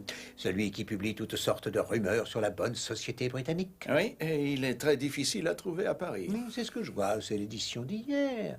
Oh, tenez, mon ami, voici le journal d'aujourd'hui. Ah, merci. Et ce sont les potins de Paris. Regardez, c'est Lady Horbury. Oui, elle disparaît de sa résidence en Angleterre pour réapparaître à Paris, juste sous votre nez. Avec, excusez-moi, cher ami, vous n'avez pas vos lunettes. Avec son compagnon de voyage, le célèbre acteur anglais, Monsieur Raymond Barraclough. Non, pas si vite. Poirot a un plan.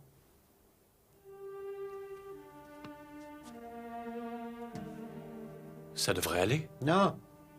Oh, c'est effroyable. Non mais, regardez ça. Et elle ne pourra pas me reconnaître, c'est bien ce que vous vouliez. Mais il n'y a aucune raison de vous changer en Auguste. Allez, venez dans la pièce voisine, Monsieur Gale, et asseyez-vous, je vous prie. Mademoiselle Gray, si vous aviez la gentillesse de tenir le miroir, et monsieur de tenir la serviette. Ne vous faites pas de soucis. Hercule Poirot va vous redonner l'apparence d'un être humain décent.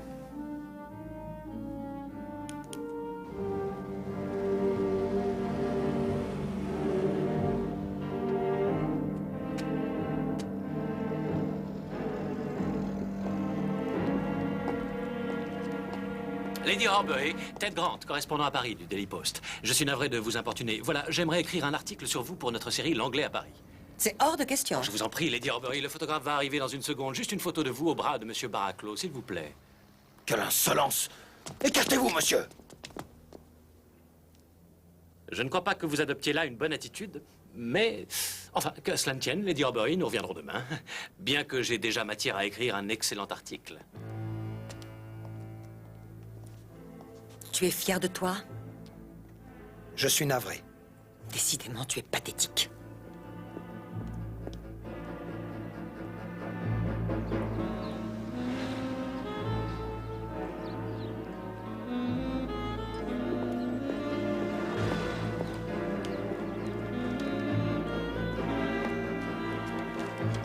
Oh, Lady Horbury, bonjour. Voulez-vous vous joindre à moi?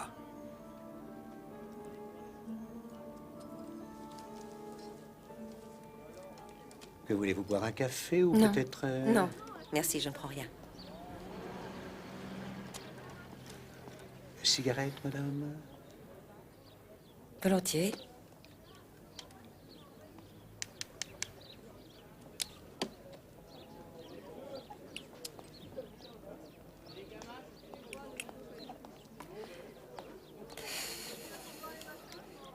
Y a-t-il quoi que ce soit dont vous voudriez me parler? Je vous aiderai si je le peux. Tout va bien, je vous remercie. Je regrette, mais je n'en crois rien. La veille du meurtre, votre bon ami, Monsieur Barraclough, était à Paris. Et alors? Vous l'avez vu avant de repartir. Et vous avez vu Madame Giselle, n'est-ce pas? Madame Giselle qui a refusé de vous libérer de vos dettes de jeu.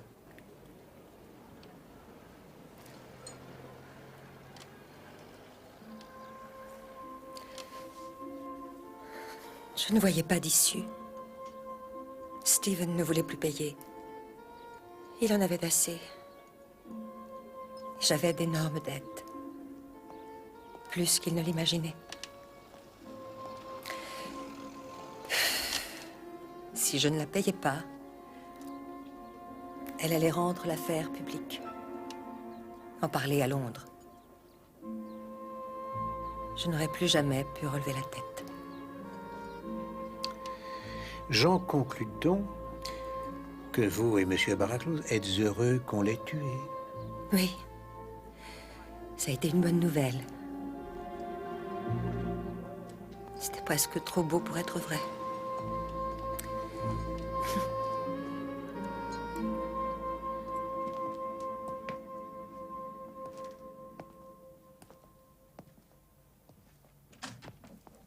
Ah, Poirot. Bonjour, mon cher. Mademoiselle.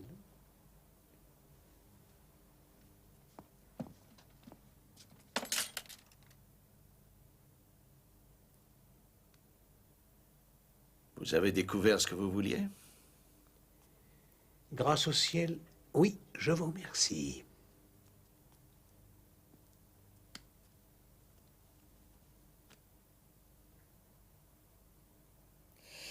Eh bien, je dois vous quitter. Et... Oh, mon ongle, je ne l'ai pas limé.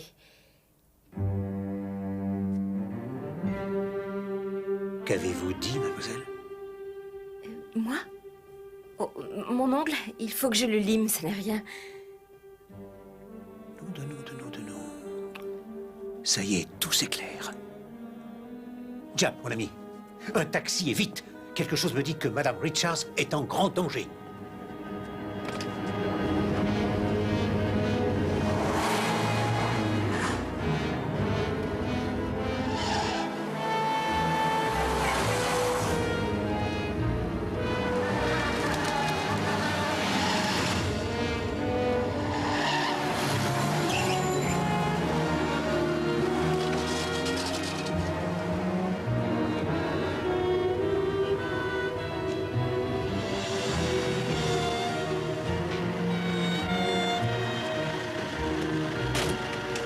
Non, elle est partie il y a 1 heure, avec un Américain. Elle a semblé surprise de le voir. Et où sont-ils allés, madame? Pouvez-vous nous le dire? Ah oui? Il a demandé un taxi pour la gare du Nord. Il partait pour l'Angleterre, je l'ai entendu le dire. Je peux téléphoner, madame?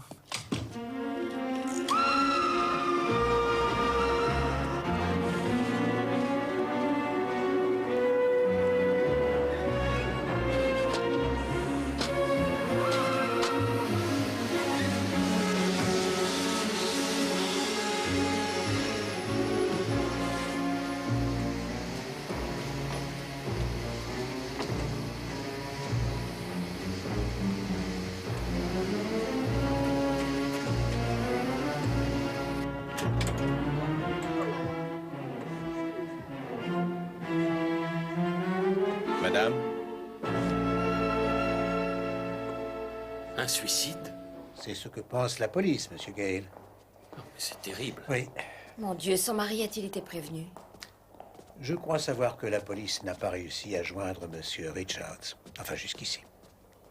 Si nous pouvons faire quoi que ce soit... J'ai bien peur que l'on ne puisse plus rien faire pour la fille de Madame Giselle. Cependant, si vous voulez bien en avoir la gentillesse, vous pouvez faire une chose pour m'aider. M'accompagner dans ma suite, où sont rassemblées toutes les personnes qui, selon moi, sont concernées par cette affaire. Pourquoi? Vous ne croyez tout de même pas... Mademoiselle, je ne pense qu'à appréhender le meurtrier de Madame Giselle. Et j'espère qu'il en va de même pour vous.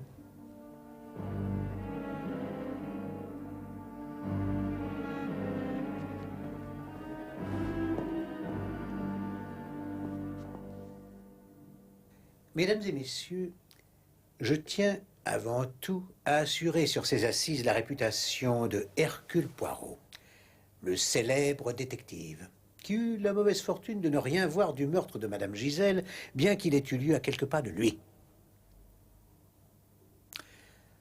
Or donc,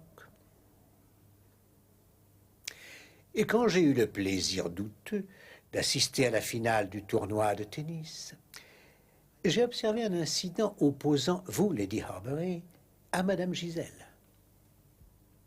Il était très clair qu'elle exerçait une certaine Je n'ai emprise plus sur les vous. moyens. Je ne veux plus payer. Vous comprenez? Et vous étiez prête à tout pour vous débarrasser de cette emprise. En voilà assez. C'est scandaleux. Cécile n'aurait jamais accepté... Monsieur Raymond Balaklov, je crois savoir que vous êtes acteur. Une profession qui vous dote de toutes les qualités nécessaires à l'incarnation du mystérieux Américain dont nous savons qu'il est complice du meurtre. Et selon vous, comment aurions-nous opéré? Oh, vous en aviez l'opportunité. La Sarbacane était à portée de votre main. Mes expériences ont prouvé de façon tout à fait certaine qu'il était impossible à quiconque de lancer la fléchette dans l'avion sans courir le risque d'être vu. Ce qui entraîne tout naturellement la question suivante. Pourquoi cacher l'arme du crime dans un des endroits précis où elle a le plus de chances d'être découverte? Pour brouiller les pistes. Absolument, monsieur l'inspecteur. Et maintenant, nous en arrivons à la guêpe. Quel rôle cette guêpe pouvait-elle bien jouer? Même chose, celui de brouiller les pistes, là encore. Merci, mademoiselle. Mademoiselle Gray m'a beaucoup aidé depuis le début de cette affaire. Une parfaite assistante. Et elle a raison. Mais peu avant que le corps de Madame Gisèle ne soit découvert, la guêpe était déjà morte elle aussi, parce qu'elle avait été tuée par Monsieur Dupont. Oui, elle bourdonnait autour de mon café. Et pourquoi avez-vous fait ça, monsieur? Était-il nécessaire de la tuer? Vous plaisantez? Alors, sous prétexte que j'ai tué une guêpe, je suis l'assassin de Madame Gisèle? C'est ridicule. Si la guêpe n'était là que pour nous égarer, le danger était alors qu'elle faillisse à sa mission, à moins que notre attention ne soit attirée sur elle par le meurtrier en personne. Elle a été piquée par une guêpe. J'en ai écrasé une sur ma soucoupe. Mais je n'ai fait qu'écraser une guêpe sur ma soucoupe.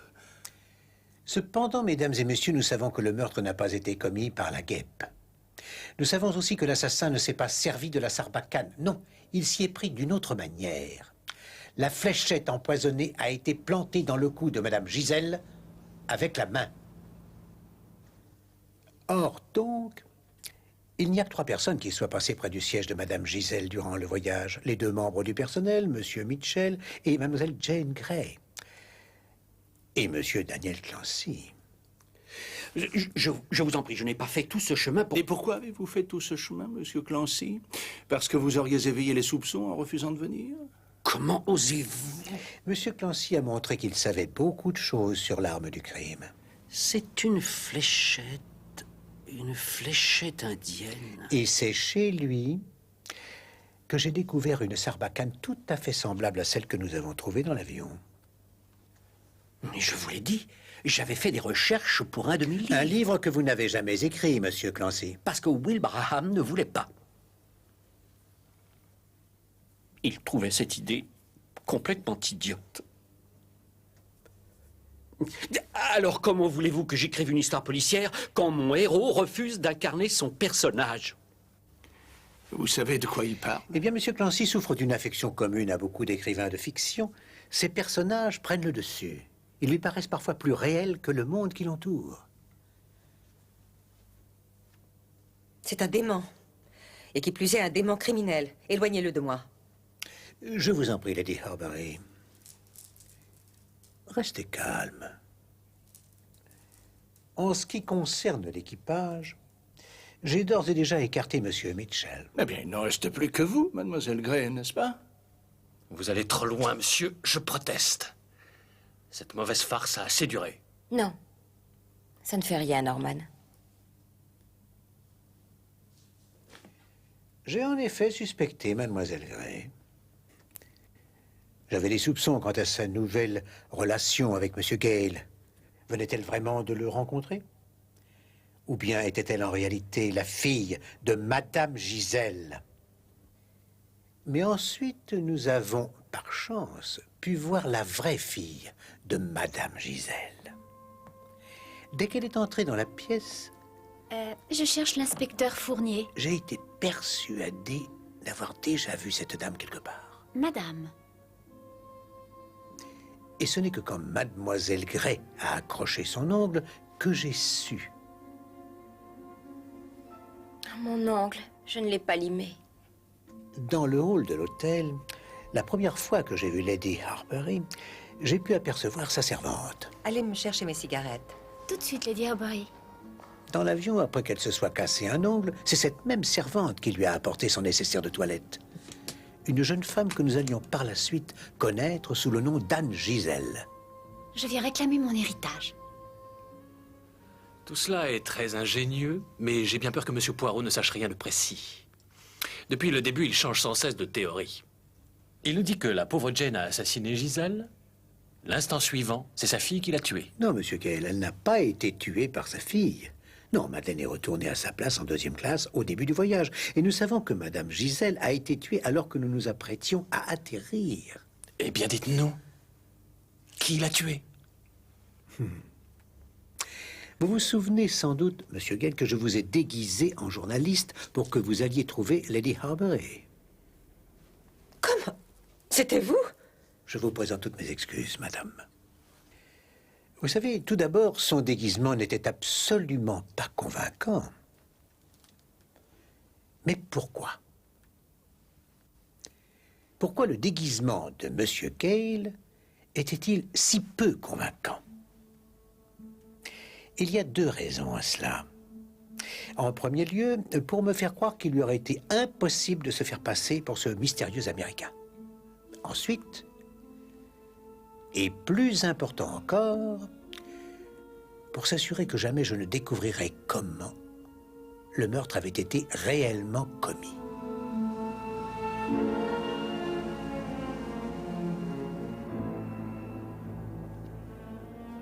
J'avais déjà remarqué, en consultant la liste du contenu de ses bagages, que M. Gale avait emporté sa blouse de dentiste. Pendant le voyage, alors que le café avait été servi et que le personnel s'affairait dans l'autre compartiment, M. Gale se rendit aux toilettes. Il enfila sa blouse de dentiste et modifia son apparence grâce à des tampons d'ouate dont il s'était muni dans ce but.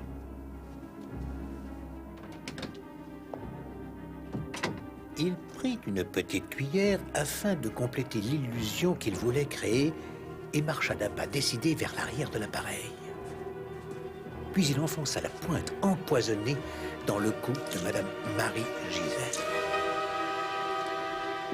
En repartant, et alors que je dormais, il dissimula la sarbacane dans le siège situé juste devant moi. Il retourna ensuite aux toilettes et ôta son déguisement. Bravo. Bravo, Monsieur Poirot.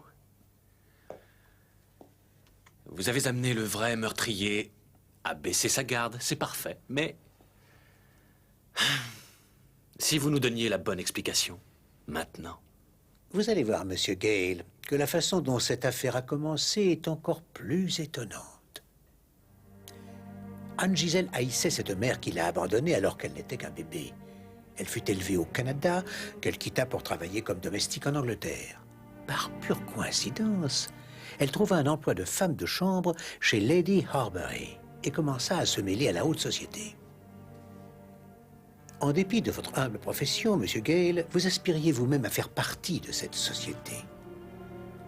C'est sans doute ainsi que vous fîtes la connaissance de la servante de Lady Harbury. Vos relations avec elle suivirent leur chemin jusqu'à ce qu'un jour, cette même servante vous révéla son secret. Elle vous parla de sa mère et de l'emprise qu'elle avait sur Lady Harbury.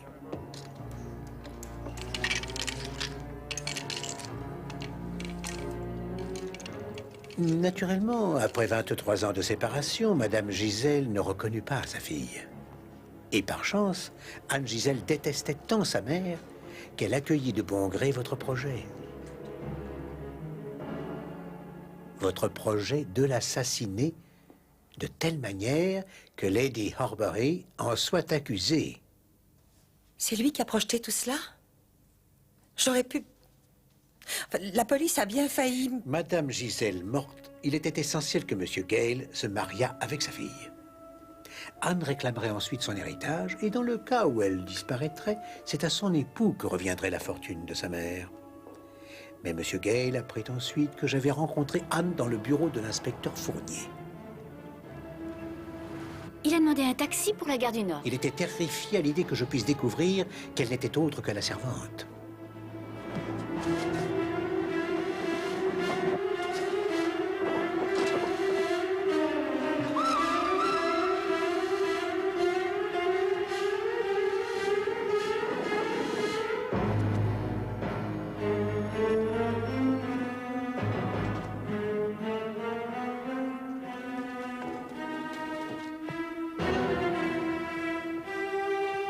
Madame? La pauvre femme s'est suicidée, vous l'avez dit vous-même. Non, non, non, monsieur Gale. Vous avez laissé vos empreintes sur le flacon de poison. Non, non, c'est impossible, mon cher, puisque je porte... Vous portiez des gants quand vous avez commis ce meurtre? Merci, monsieur Gale. Ce sera tout.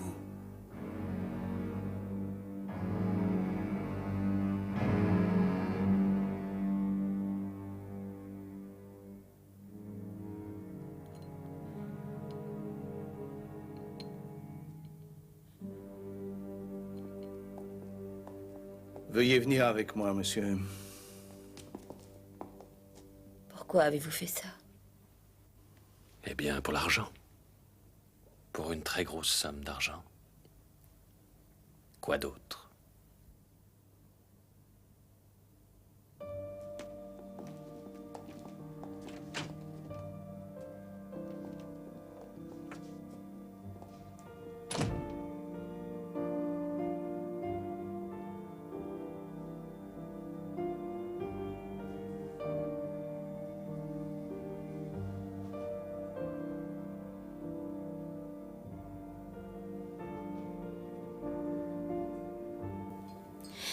Je croyais que...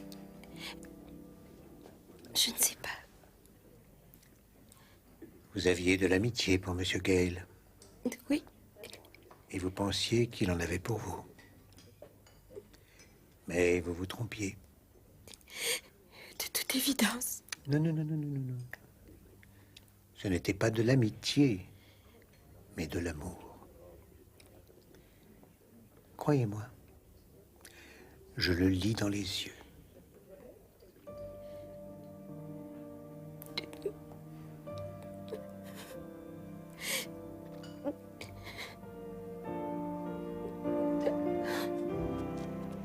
Vous savez que j'ai eu un moment de doute, Poirot. Je me suis demandé si ça n'était pas vous qui l'aviez tué pendant votre sommeil. Vous êtes très drôle, mon cher.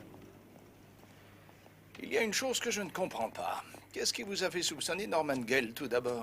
Tout d'abord, eh bien, oui, j'ai tout d'abord cherché une cachette pour la guêpe. Or, parmi les effets de Monsieur Gale, se trouvait une boîte d'allumettes vide, dans laquelle il avait caché la guêpe.